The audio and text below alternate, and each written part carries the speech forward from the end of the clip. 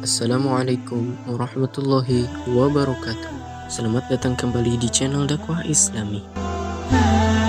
Para pembaca rahimakumullah, pernahkah Anda mendengar sosok yang bernama Al-Fudail bin Iyad radhiyallahu an? Beliau adalah seorang ulama besar di zamannya dan ahli ibadah. Untayan nasihat dan petuahnya penuh dengan hikmah. Dikisahkan bahwa dahulu beliau adalah seorang penjahat yang sangat ditakuti. Beliau senang merampok siapa saja yang melewati tempat persembunyiannya. Sebab taubat beliau bermula dari hasrat beliau kepada seorang wanita ketika menaiki sebuah tembok untuk melampiaskan nafsunya kepada si wanita tersebut. Tiba-tiba beliau mendengar seorang membaca ayat Al-Quran. Belumkah datang waktunya bagi orang-orang yang beriman untuk tunduk hati mereka mengingat Allah dan kepada kebenaran yang telah turun. Quran Surah Al-Hadid ayat 16. Tatkala mendengar ayat ini, Al-Fudail bin Iyad radhiyallahu an lantas berujar, "Tentu wahai Robku, sekarang sudah datang waktunya." Akhirnya beliau pun kembali. Lalu pada malam hari beliau bersembunyi di sebuah reruntuhan bangunan. Pada saat itulah ada serombongan orang yang hendak lewat di sekitar tempat itu. Sebagian mereka mengatakan, "Kita lanjutkan perjalanan kita." Sebagian yang lain mengatakan, "Kita tunggu sampai pagi hari saja. Sungguh Al-Fudail nanti akan mencegat dan merampok kita kalau kita meneruskan perjalanan ini." Mendengar percakapan mereka, Al-Fudail mengatakan, "Aku pun berpikir malam hari aku berlimang dengan kemaksiatan, sementara kaum muslimin di daerah ini takut kepadaku. Aku merasa bahwa tidaklah Allah mengiringku kepada mereka, melainkan agar aku segera berhenti dari kejahatanku ini. Ya Allah, sungguh aku bertaubat kepadamu. Aku akan wujudkan taubatku dengan menjalani hidup di dekat Al-Baitul Haram."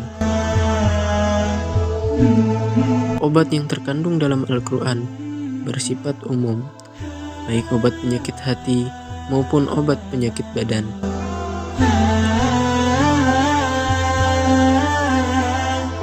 Al-Quran adalah obat dari penyakit hati berupa syubhat, kerancuan memahami agama, kebodohan pemikiran yang rusak, penyimpangan, maupun niatan-niatan dan tendensi yang jelek. Hal ini karena di dalam Al-Quran terdapat ilmu di mana segala syubhat dan kebodohan akan hilang karenanya. Di dalam Al-Quran juga terdapat nasihat dan peringatan yang dengannya bisa menghilangkan segala syahwat yang menyelisihi perintah Allah Subhanahu wa Ta'ala. Selain itu, Al-Quran juga sebagai obat dari penyakit yang menyerang jasmani.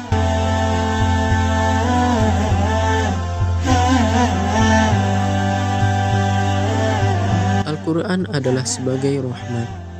Di dalamnya terkandung penjelasan sebab-sebab dan sarana untuk menggapai rahmat Allah Subhanahu wa Ta'ala. Kapan saja seorang hamba melakukan sebab-sebab tersebut, maka dia akan memperoleh kemenangan dengan mendapatkan rahmat dan kebahagiaan yang abadi, serta ganjaran kebaikan cepat atau lambat. Rasulullah Shallallahu Alaihi Wasallam bersabda, "Bacalah Al-Quran karena sesungguhnya Al-Quran akan datang pada hari kiamat nanti sebagai pemberi syafaat bagi orang yang membacanya." Al-Quran sebagai pemberi syafaat bagi orang yang membacanya tidak hanya sebatas membaca saja, namun juga diiringi dengan pengamalan, yaitu mengamalkan kandungan Al-Quran dengan sebaik-baiknya. Inilah salah satu wujud Al-Quran sebagai rahmat bagi kaum mukminin. Wallahu a'lam bishawab.